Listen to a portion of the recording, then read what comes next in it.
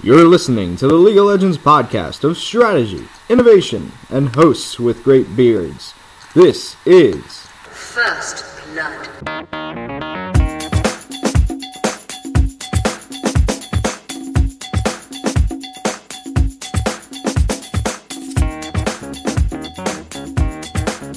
Hello again, and welcome to episode 2 of First Blood, the League of Legends podcast.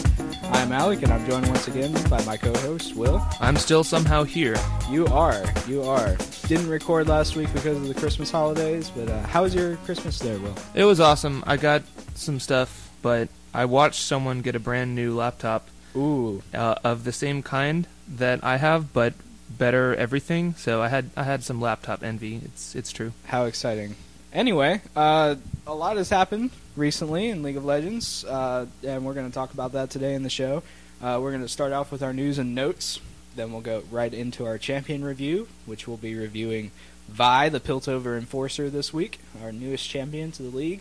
Then we have our item review, which is going to be the Statikk Shiv. We're going to talk about the Statikk Shiv this week.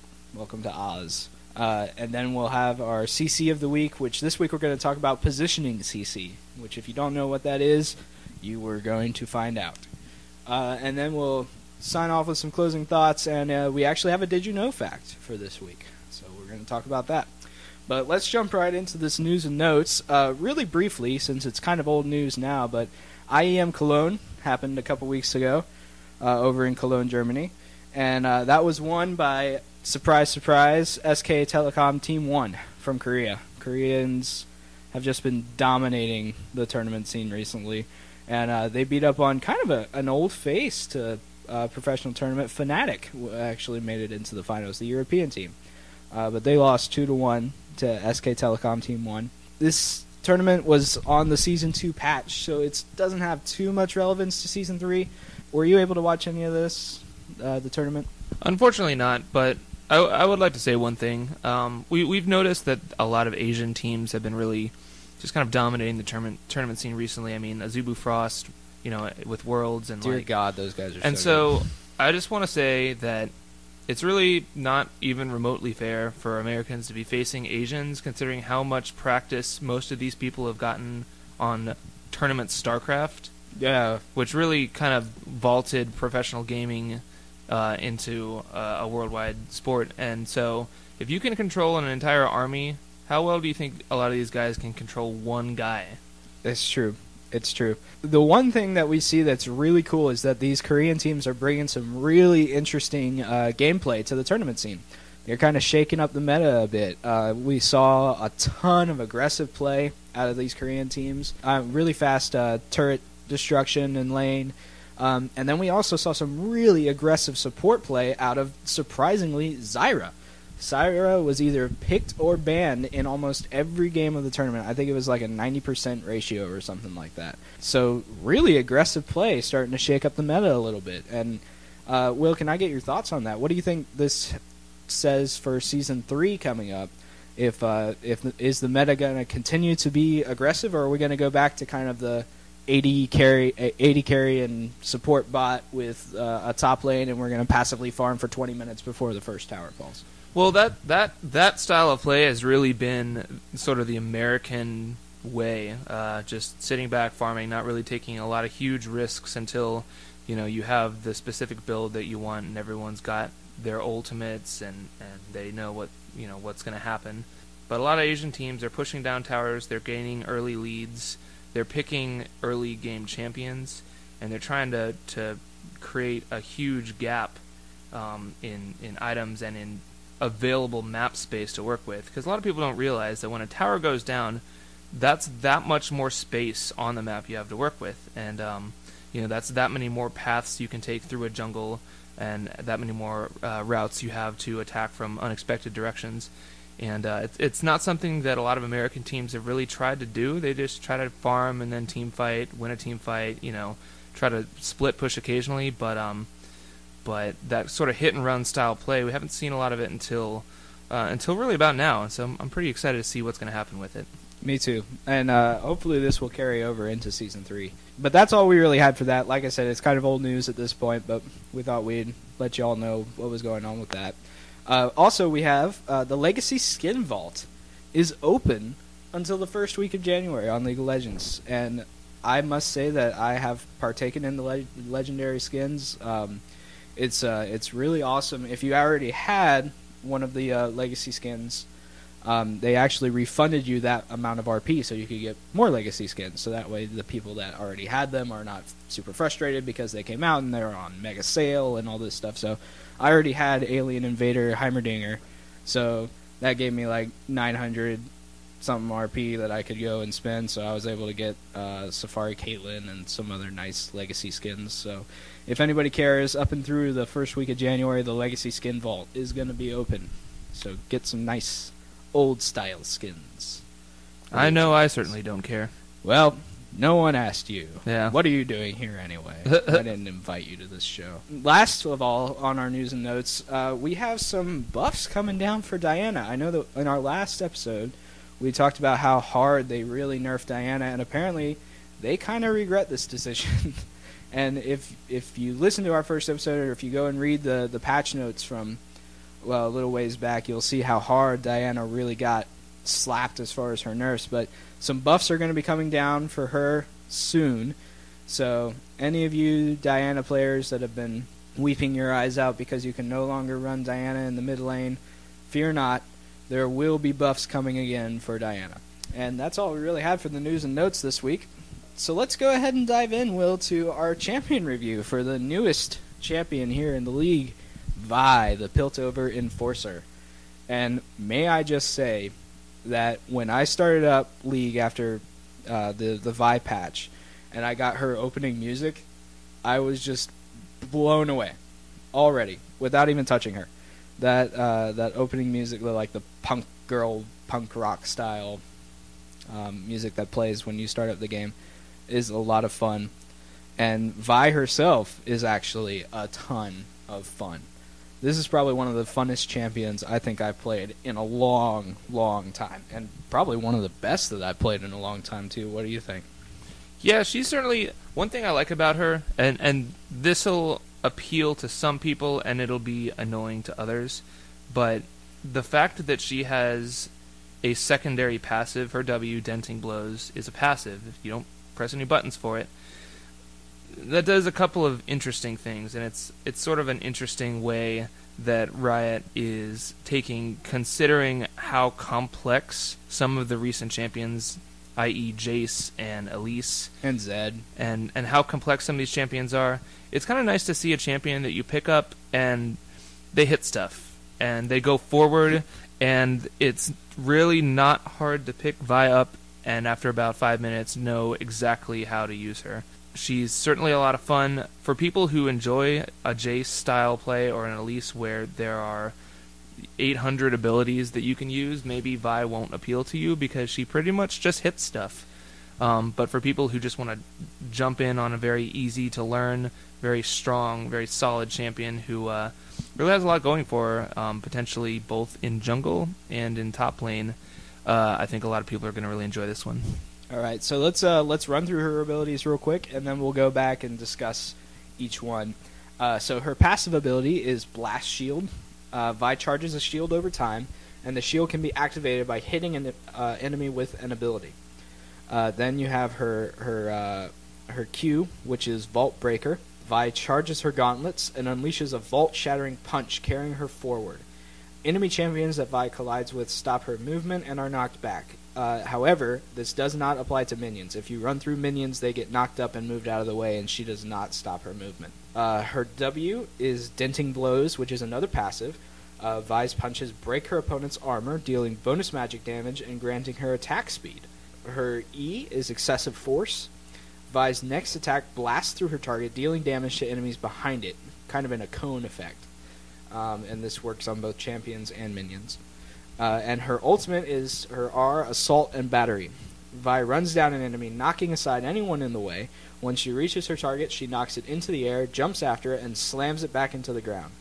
There's no stun effect or anything after that, just a giant knock up and slam and tons of damage, and as Freak would say. And it's just incredible. Sorry, I'm not supposed to gush over a champion, but Vi is one of them. So let's take a look at these abilities real quick. Let's look first, actually, I want to take a look at Vault Breaker, the one where she charges forward.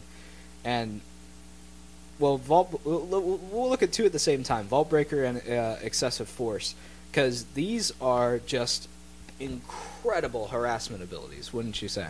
Yeah, Excessive Force especially, I mean, it gives you stacks. It's really not too mana heavy.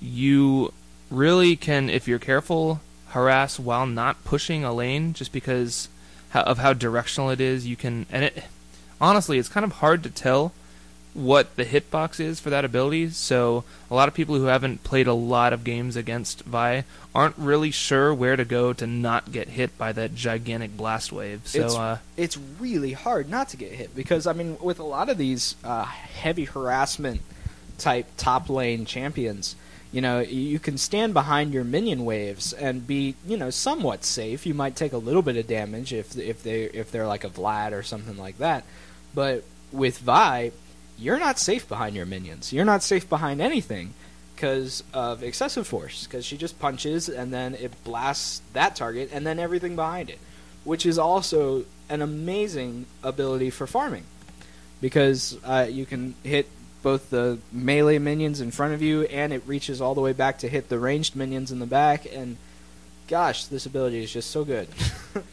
And it also, just thanks to her true passive, not her denting blows, it gives her a nice shield, which really lets her trade pretty well with a lot of champions who, you know, also have, you know, shields. I'm talking mainly Riven, people with pretty good regenerative abilities in a top lane or in a jungle. I mean, this is a champion that really has a little bit of everything that you want. Little low on the mobility side, especially with her base move speed being as low as it is. She is excessively slow. If she has a weakness, it's certainly most likely going to be how slow she is, but she's pretty much a house. However, that being said, with her base movement speed being so slow, that Vault Breaker ability is actually a very effective gap closer plus escape ability. I mean, it charges up, and the longer you charge it, the farther she moves in the direction you want her to go. And, you know, I said before that it's a great harassment tool because you just charge through everything and hit what you want to hit. But this is actually a pretty good escape ability too, just being able to charge backwards and away, just kind of like a Lee Sin style, only you don't have to jump to something like a ward or a minion or anything like that. You can just jump away if you need to. So Vault Breaker and Excessive Force, great harassment, great farm abilities, and really, honestly, like kind of the bread and butter abilities of Vi is just this idea of, you know, headlong smash into everything that you possibly can.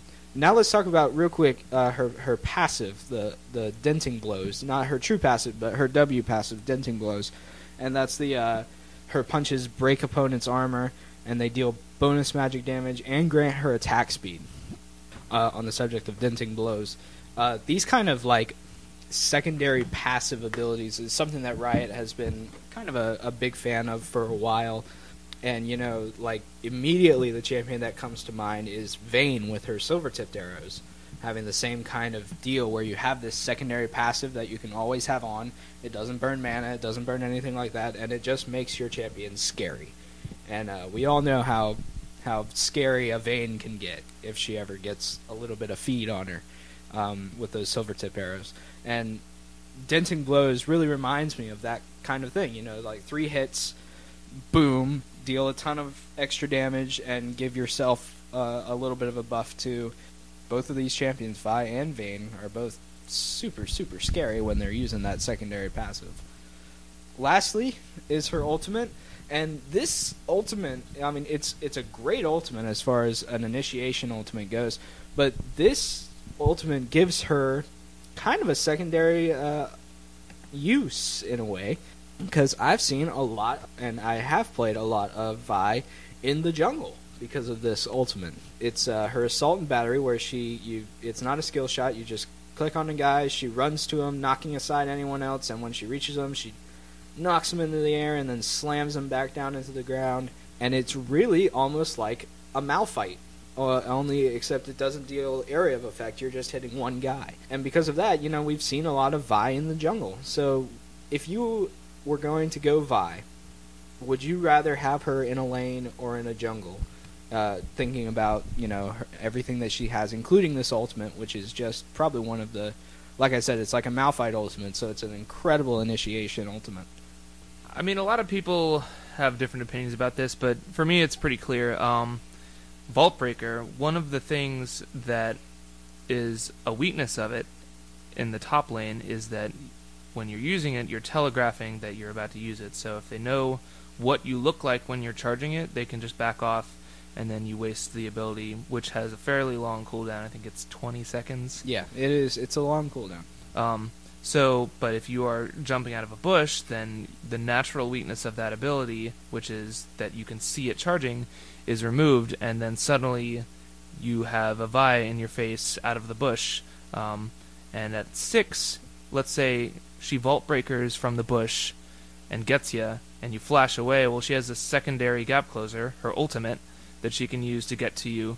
So it's really hard to get away from a Vi that has every cooldown available to her. You pretty much have to be Ezreal with Flash or Ahri, or that Vi is gonna deal some heavy damage to you. So I think she's really just at her best in the jungle. Okay, see, I'm in the opposite camp, and I know that we discussed this when Vi first came out, and I was like, oh, there's going to be no way that she's going to be really good in lane. She needs to stay in the jungle because she doesn't have the kind of sustain that she needs. But I ate my own words because I am in love with top lane Vi, and I think it's just stacking excessive force and denting blows to just I can out farm most top laners because I can hit the entire minion wave at level 1. I'm hitting the entire minion wave with excessive force, and I'm also hitting you at the same time.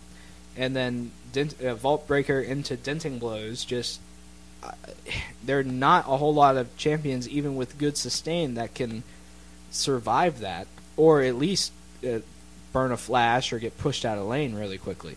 So I'm going to go in the opposite camp here, and I would rather have Vi in the lane. That is not to knock on the jungle Vi, because she is, like you said, just absolutely nasty. But when I use Vi in lane, I try to focus more on excessive force and denting blows than I do Vault Breaker, and if I am going to use Vault Breaker, it's at a really short distance, so you don't have to charge it nearly as long, and it's not my primary initiate there. But so I like her in the lane, Will likes her in the jungle. Pick her up and make up your own mind there, which I know, Will, you've been playing a lot of Vi recently, and have been working on kind of like a shredder build for her, where she just kind of, it's like a tank buster ability, and it kind of scales off of this W, and it's very crucial to that build. Yeah, one of the best ways to, just philosophically speaking, to build not just Vi, but really any champion, is to really examine what their abilities, and especially their passive abilities, do. What can you accomplish with an auto attack, or what can you accomplish with a spell? What are the specific mechanics that you can manipulate? Because that's really going to get you, that little bit of extra damage that's going to put you over the top against, someone who is as good or maybe even a little better at gameplay mechanics like last hitting and ganking and whatever. But if you build a champion correctly, you can beat someone who's actually better at this game than you are. And so for Vi, we really have a couple of different builds for her, but the tank buster build that's kind of fun on her. I would say that this build is not generally recommended as a primary build for her, but if you're facing down a lot of high health, high armor opponents, if they are very heavy on the bruiser side, then this can be a really good build. Basically, we have attack speed boots, Statikk Shiv, which is, an item we're going to talk about in a second, Trinity Force, Blade of the Ruin King, Phantom Dancer, and Black Cleaver. And what this build lets you do, you're relatively squishy, your shield can help you, but since you haven't built a lot of health, it's not really going to do a whole lot. But you're going to be able to stick to a target and really just beat them down until they die. So for those tops that just never die ever, this is a really good build, and it gives her pretty great damage against AD carries and really anyone you can think of. So if they're stacking a lot of really high health, high armor people, attack speed boots, Statikk Shiv, Trinity Force, Blade of the Ruin King, Phantom Dancer, Black Cleaver, and that should get the job done. Okay, so that's the shred build that you have for her, but then we also have a second build that the one that I have used a little bit more, which is kind of more of a laning build for her, but it's definitely a high bruiser build for her, and it's a little bit more defensive. So what do you got for that, Will? Well, I would recommend this be the primary build that you just build with her, unless you're facing, like I said, a very heavy. Let's say you have like a Shen, jungle, Malphite, top, one of those kinds of situations. But if you don't, if you it's a balanced team, good amount of AP, good amount of whatever else, then building her bruiser is pretty solid. And so this is the build that I came up with. Whatever relevant boots are good, either Ninja Tabby or Mercurial Treads, whichever seems better. And then you definitely want a Frost Mallet, because you got to be able to stick to a target. The extra health benefits her true passive, gives you really, really powerful shields. Trinity Force, of course. Black Cleaver, of course. And then the last two items, Frozen Heart, helps with her cooldowns. Obviously, one of the best items in the game for a team fight. Mm-hmm. Makes her pretty tanky and just really helps the team, because she can kind of hit the team with her E, but she's pretty much a single target champion. So that Frozen Heart's going to give her almost basically a third passive that's really going to benefit your team. So that's pretty important. And all of the passives. Yeah, and then a Sunfire Cape. Once again, more health, more armor. Health on her is a fantastic idea because it makes her shields really, really powerful. Helps her to basically initiate the fight, and that Sunfire damage can really rack up if she survives in a team fight for an extended period of time. So, yeah, and Sunfire Cape once again giving her yet another passive, which gosh, she just seems like the girl you want to stack all the passives on. So season 3, preseason's just about over. And Vi is obviously going to be like the first release champion into Season 3. Where do we see her making a big impact? Is she going to be a tournament champion, or is Vi more of just, someone you pick up and you play in solo queue and you have a blast with her? But she's definitely not a tier 1. What do you think? I mean, it's really going to depend a lot, I think, on the quality of the buffs and or nerfs that are coming in this season. Every time a bunch of new items come out, champions need to be readjusted, because sometimes certain champions can become excessively overpowered with some of the new items, and so sometimes their abilities have to be scaled back. I think Vi will see some competitive play. She has certainly most of the things that a well-built champion needs. She has mobility, she can initiate or escape with Vault Breaker. Her hits hit extremely hard, and like I said, it's extremely hard to get away from her if she has all of her cooldowns. And if you don't have flash, you're almost certainly. She almost feels to me kind of like a Nocturne. Yeah. Very similar. In which it's so difficult to get away. So yeah, I think she'll see play. Yeah, and I gotta agree with that, especially with if this new kind of Korean metagame is what really takes over the pro and high elo play scene. Vi kind of fits right into that strategy of, we're just going to bash heads as quickly as possible. We want to be super aggressive in the lane. We want high initiate on our team fights. Vi just seems like exactly what you want for that, whether it's in the jungle or in lane. So if the Korean metagame starts to take off in the US and in Europe, I would expect to see a ton of Vi, either in the picks or in the bans. This could be one of those girls that you just see get banned out almost every game. So I would say look for some high Vi play coming out of Vi. So that's Vi, our Piltover Enforcer. Pick her up, give her a shot. Like I said, like Will mentioned, and like I said, she's a blast to play. and she's really easy to learn quickly. So if it doesn't have too high of a skill cap on there, so if you're a newer player, this is the type of champion for you to learn either top lane or jungle with. So that's Vi. Let's move on to our item review for this week, which is one probably not too many people know about.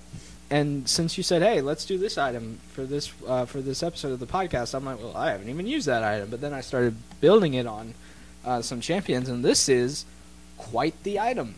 We're talking, of course, about the Statikk Shiv. Statikk Shiv gives plus 40% attack speed, plus 20% crit chance, and plus 6% movement speed, which at a base right there is already pretty good, especially on like an AD carry type champion. But we have a passive attached to this item. It's a unique passive. Moving and attacking builds static charges.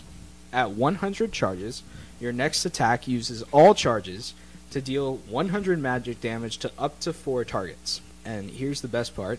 This damage can crit. This damage can critical strike. The 100 magic damage. So, right off the bat, this reminds me of a Season 2 item that didn't see a ton of play in Ionic Spark. And I'm pretty sure that this is the item that replaced Ionic Spark. Will, what is your opinion on the Statikk Shiv? I can't even tell you how much I love this item. I was the biggest detractor of Ionic Spark. I thought that item was very poorly built. It had a lot of different things that didn't really work together. You had health, you had, a magic damage, chain lightning proc, which you have that on Statikk Shiv too, but Statikk Shiv is such a well-built item because the attack speed builds into the passive itself. When you move, the 100 charges stacks pretty fast. I'd say about, if you move around for about 4 or 5 seconds, you'll have the ability to proc a charge of Statikk Shiv, and every attack gives you 10 charges. So every 10 basic attacks, you will have an extra Statikk Shiv, flare to shoot out. Not to mention when you're just moving around. I mean, those aren't... It's not if you're moving or attacking, it's moving and attacking. So if each attack gives you 10 and moving charges as well, you're going to be launching this off pretty quickly. Now let's do a little quick math here. I am so bad at math. How dare you? So this has the ability to crit. It has crit on it. It has attack speed on it. So all these abilities kind of work together, which is, a fantastically built item where all of its abilities feed into its other abilities. It deals 100 magic damage when it procs to up to 4 targets, but if it crits, it deals 200. Name me another item that can potentially proc for 800 damage. I don't have one. There isn't one. And so I gotta say, just because I have a game here where I went 16-1 and 7, that one of my favorite people to build this item on is actually Kale. Kale has built-in shred on her passive, so she's a fantastic person to put attack speed on anyway. She's incredibly mobile. Her slow lets her kite, and I gotta say, if you play Kale at all, just build this item. Just build attack speed boots, then build Statikk Shiv, and just watch the enemies evaporate. Similarly, yeah, that word. I'm an English major.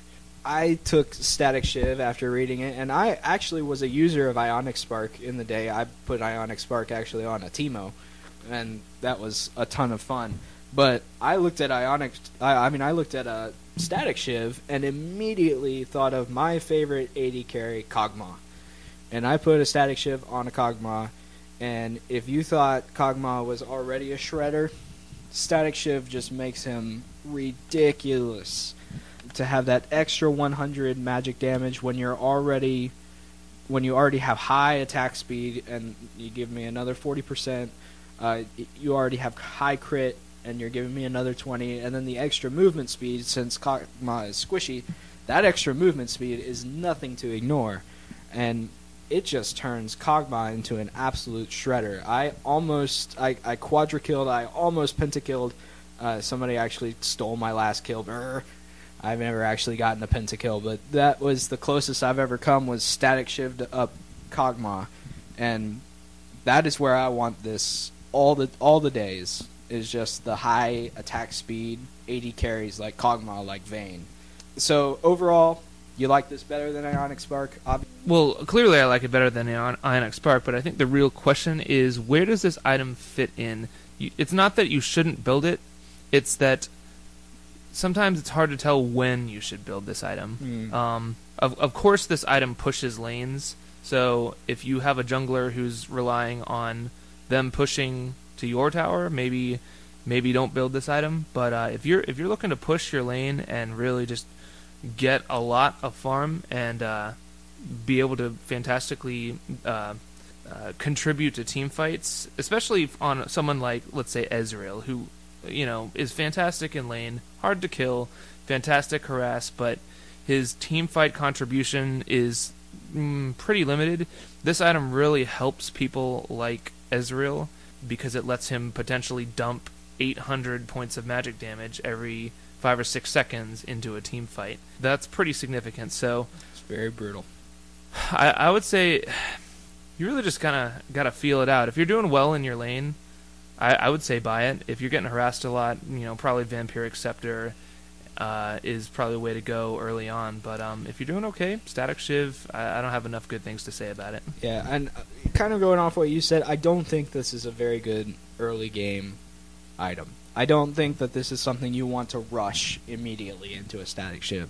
It's probably like your second big buy, I would say, especially on someone like I said, like an 80 carry. Like if I'm playing my Kog'Maw, I want something like either Phantom Dancer or Infinity Edge first before I build Statikk Shiv, because even though all those things are great, like it's not what you want immediately. This is, like Will said, this is something you want after you've kind of already felt out how your lane is going, how your team fights are going to go.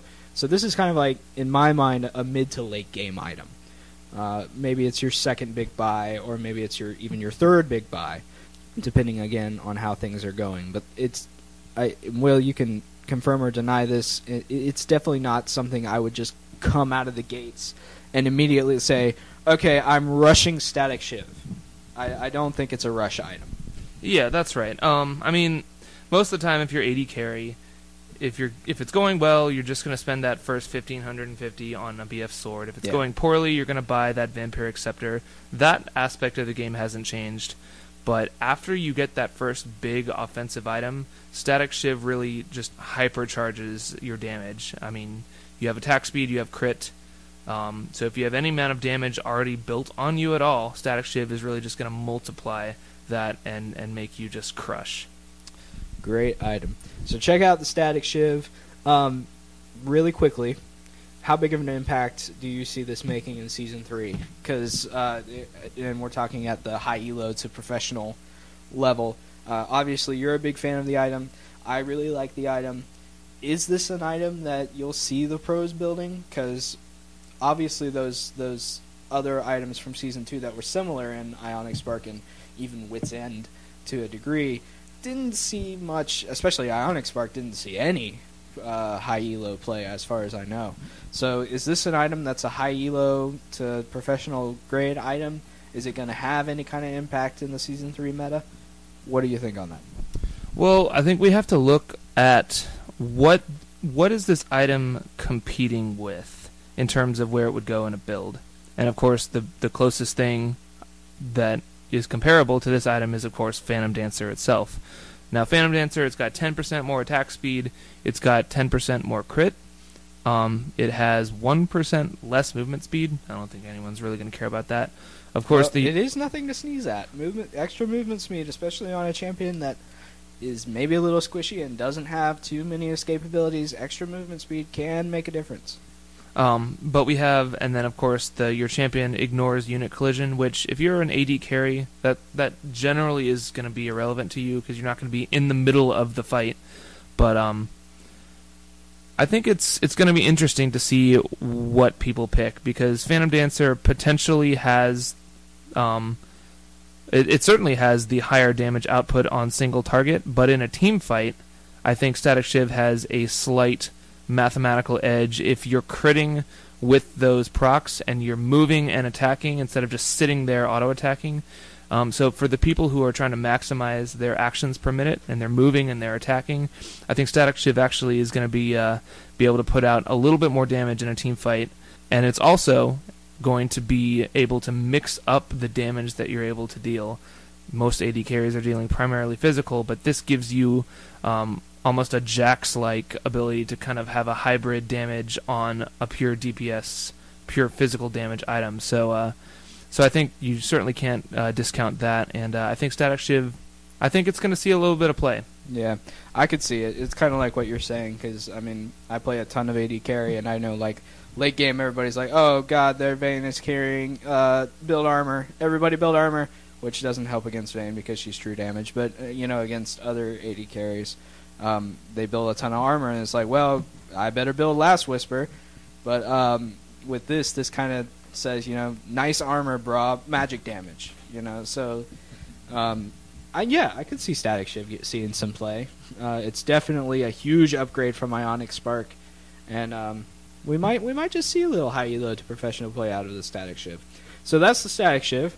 Everybody check that out, give it a shot, make up your own opinion on it, and if you build it on a champion and you find it to just be like something you want to rush on a certain champion, let us know. Email us at firstbloodpodcast@gmail.com and just let us know what you think about the Statikk Shiv and a champion that you built it on, and if you found it to be an item that you want to rush, let us know, because we would love to try that. So let's go ahead and move on to our CC of the week.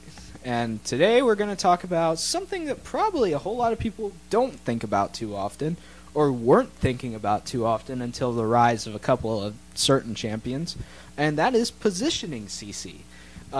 So we'll give us, because positioning CC is kind of a very broad, it covers several different forms of CC. It's all under positioning CC. So give us a quick rundown of what is positioning CC. We talked about this last week, and I said that stuns were arguably the best kind, except for one other kind, which was, of course, positioning CC, which we're talking about right now. And what positioning CC means is that you are literally changing the position of an enemy unit on the map, either by pushing them or pulling them or moving them to another spot on the map there. Basically, most people are probably pretty familiar with Blitzcrank's pull. I would say that's probably the scariest of all of the positioning CCs, just because positioning in this game, especially at a high level of play, is absolutely everything, and it only takes about a second for you to die if you're out of position. So an ability that can force you to become out of position is going to be pretty strong. And that's why we see Blitzcrank being banned almost every single game in both low elo and high elo and professional level of play. You always see, if Blitzcrank doesn't get banned, he's first pick every single time for that support role. Yeah, I mean, a good Blitzcrank is absolutely invaluable. They feed... There is no champion that can feed more kills to an AD carry than a support Blitzcrank who knows what he's doing with rocket grabs. So if you haven't picked up Blitzcrank and you love feeding kills to an AD carry, just get him. He's 3150 IP. He's just so much fun to play. And we'll do a review on Blitzcrank eventually anyway, but, and he's just hilarious. I mean, it's absolutely hilarious to see, oh, you're farming out in your lane? Yeah, now you're under my turret. Yeah, and there's just not enough good things to say about Blitzcrank. But moving on to other kinds, we have tosses. Singed and Volibear are primarily who we're talking about with tosses. They run to you, and they throw you behind them. And, it's really good, because if they are running at you, chances are their team is right behind them, and you throw them directly into attack range of the 2 to 3 to 4 people who are chasing behind you. And honestly, most times Singed or Volibear throw me, I die. Not to Singed or Volibear, but to the people who are right behind him. Yes. So, It's rough. It's real rough. Yeah, I play a lot of Singed, especially a lot of Singed in top. I'm trying to improve my top lane play, and I found that a lot of people just don't know how to react to a toss. And, especially with Singed, since he's going to toss you over his back and into his own poison, it's like a lot of people just don't know where to run once they've been tossed. And, the toss can really mess someone up as far as, if you're, like you said, with Volibear, I'm throwing you behind me into my own team most of the time. Or with Singed, I'm throwing you behind me, then I'm going to run in front of you while you try to escape and poison you the entire time. It's the throw over the back toss. It's very it can really mess some guys up as far as what they were planning to do. And like Will said, if I ever get tossed or if I ever toss somebody, most of the time they're dying. It's just gonna happen. Get ready for it. Lots of death.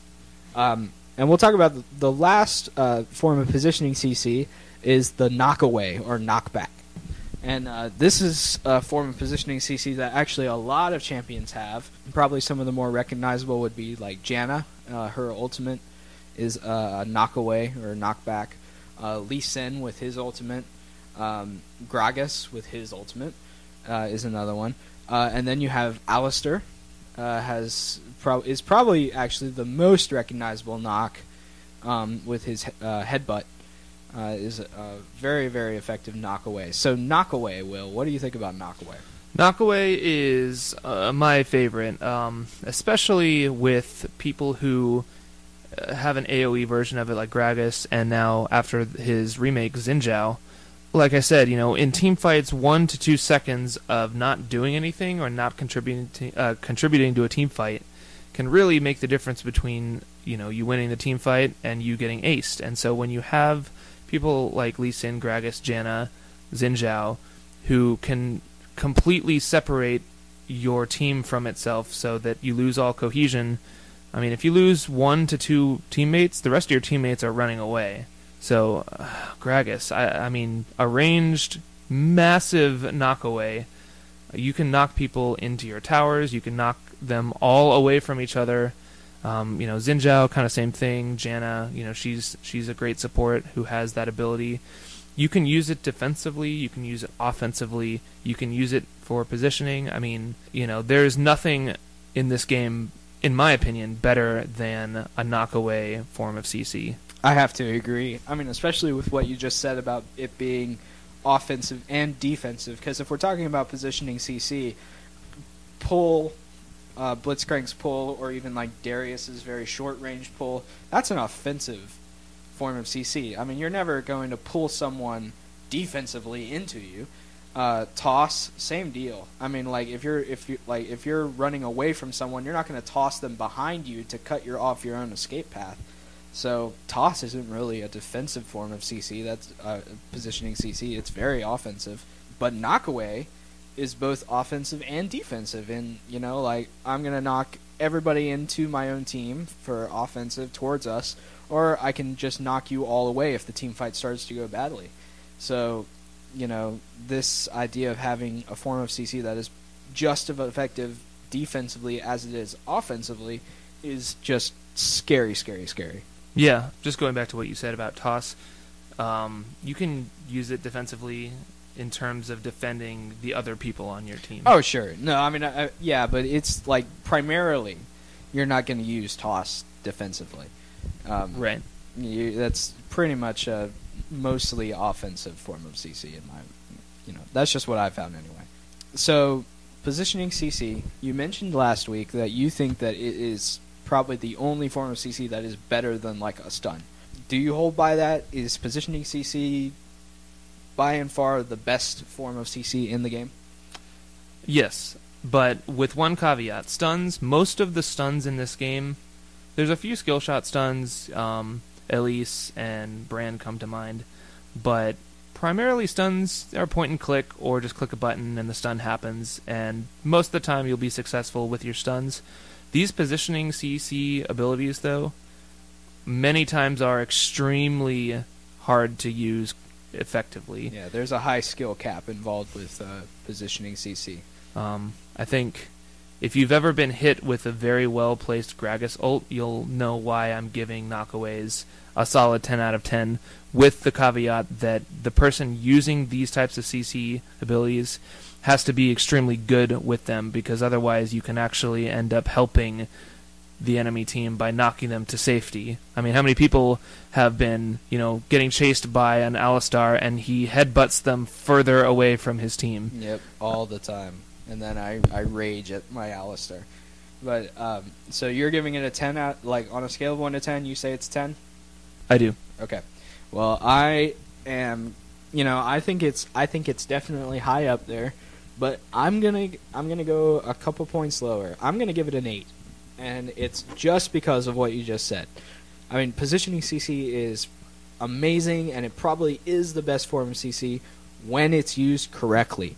But unfortunately, probably 90% of the players that I see playing these type of positioning CC champions either A, don't know how to use it, or B, don't know the correct time at which to use it. I can't tell you how many times I've been hammering on somebody and my Blitzcrank pulls him away. I'm like, well, dude, now he's out of range. I got to go chase him down. Or I've been playing with, Alistar, and like you said, we're chasing somebody down, and it's like, I'm going to headbutt him, and then he headbutts him to safety under his own turret. And I'm like, well, now you idiot. Thank you so much. So, I have to give it an 8 just because of the skill cap involved, because not just anybody can pick up a positioning CC champion and immediately just be able to control the whole board. There is definitely a learning curve and a high skill cap involved with positioning CC, in my opinion. You can, say what you will about that, but that's what I say. So I say 8 out of 10. My co-host gives it a 10 out of 10. Well, that's because I'm good, though. Yeah, well, shut up. But that is positioning CC. Hopefully we helped you a little bit better understand positioning CC. And, this is a form of CC that everybody needs to learn how to use. So go and pick up a positioning CC champion and learn the crap out of it. Because if you have, like Will said, a good positioning CC champion on your team, a good positioning CC summoner, your team is going to win. It is going to happen. You're going to win. That's why we see so many bans coming out of Blitzcrank, so many bans coming out of Alistar. These guys, and Lee Sin, these guys are good. So good.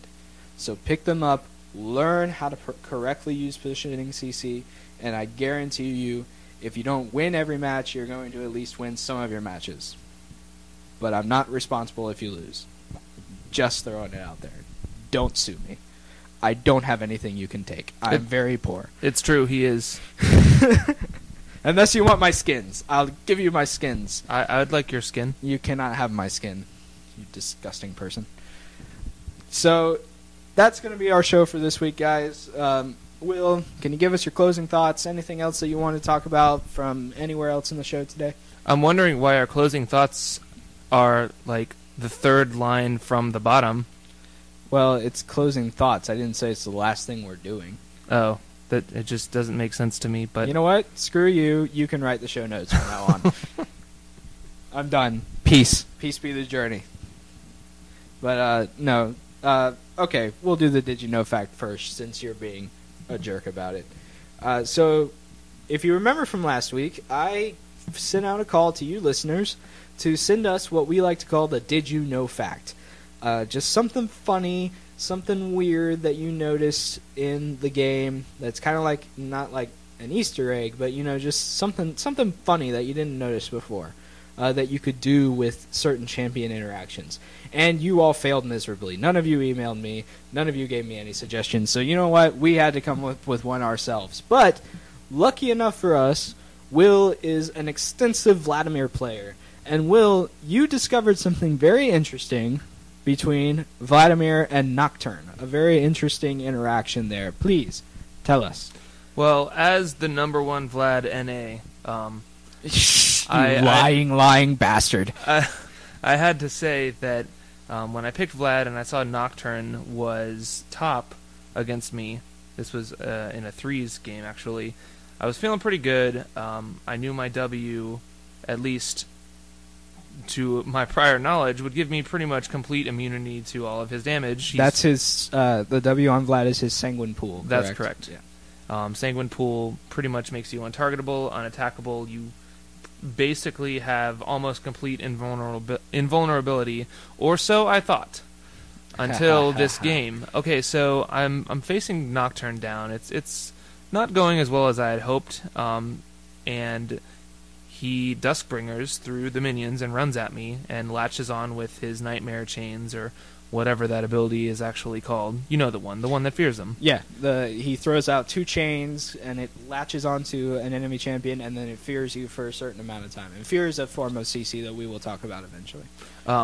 So I, of course, attempt to W, turn into a Sanguine Pool, and run away, as I typically do against melee champions. But I noticed that when I W'd, the chains were still attached to me, and I ended up getting feared as a pool of blood. And my pool of blood was feared back towards Nocturne, and he ended up picking up the kill and actually ended up carrying that game. But yeah, apparently the Nightmare Chains are one of the only abilities that can actually affect Vlad while he is in his Sanguine Pool form. As long as he hits you with it, it's going to go off. Yeah. Now, he can't target, like, Nocturne can't target Vlad with his chains once, if he becomes a pool first. Right. These chains have to had to already have targeted Vlad before he goes into his pool. But once they go onto him, if he pools, he's still getting feared. For anybody who plays Magic, it's kind of like being on the stack. It's still going to resolve. Yeah. But, yeah, so I just thought I'd throw that out there a little. We're just the most uberest of nerds. It's true. Here on the First Blood podcast. We do everything possible that is nerdy. In fact, I'm wearing a Star Wars t-shirt right now. Don't judge me. But, so, interesting, our Did You Know fact, Nocturne can fear Vlad with his chains, even through Sanguine Pool. So, pro tip, if you see Vlad get picked top, go Nocturne, because you can fear him. Yep, it works really well. Like, seriously, if he's relying on his W, as almost every Vlad does, to escape, Nocturne is a pretty solid pick to counter Vlad. So that's our Did You Know fact for this week. Nocturne can fear Vlad even through the Sanguine Pool. I'm going to put the call out again to you listeners. If you have found anything cool or interesting in the game, that would be a Did You Know fact, send it over to us. We're at firstbloodpodcast@gmail.com. Or you can leave me a comment or a message on our Facebook page or over on Twitter. We're at First Blood Team on Twitter. Send us your Did You Know facts or your comments or your criticisms or anything else that you want to send us, including monies. You can send us monies. I don't know how you would send us monies, but you do it anyway. Send us monies, because I'm poor. So that's our show for this week, guys. Like I said before, check out our new website. It's actually currently up and running. It's a little bare bones right now, but we're working to spruce it up for y'all and make it really, really cool and exciting. That's firstbloodpodcast.com. On there you can check out all of our episodes. You can follow us on Twitter at First Blood Team on Twitter. And then we also have our Facebook page, which you all should like our Facebook page, so that we become really super popular and make monies. So, but yeah, do check out our website, because that's brand new and it's up and it's running and it's pretty. It's pretty. I'm so excited that we actually have our own website and everything now. It's almost like we're real people. Almost. Kind of. So, until next time, you have been listening to the First Blood Podcast. I am Alec, a.k.a. Eat More Chicken. I was joined today by Will, a.k.a. Sinscar. And keep gaming out there, guys. And have a good week, and we will see you.